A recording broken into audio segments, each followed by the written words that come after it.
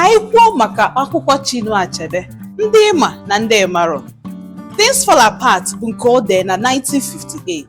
No Longer at Ease bụ nke o dee na 1960, Arrow of God bụ na 1964, A Man of the People 1966, An Image of Africa 1977,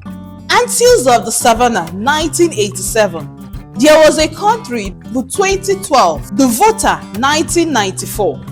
The Trouble with Nigeria bụ na 1983, Girls at War 1972, Vengeful Creditor 1972, Chike and the River 1966, Home and Exile 2000, Hopes and Impediments 1988,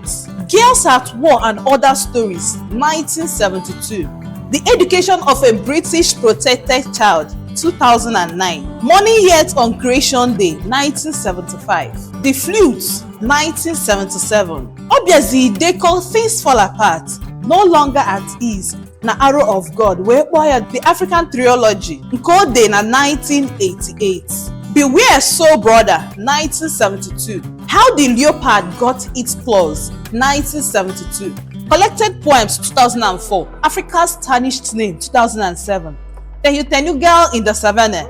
1990, The Drum 1977, The Short Century 2001, Christmas in Biafra and Other Poems 1973, Igbo's Art Community 1984, Tute Badge 2003, Yana Beware Soul Brother 1971. Ndewonu ka emesịa.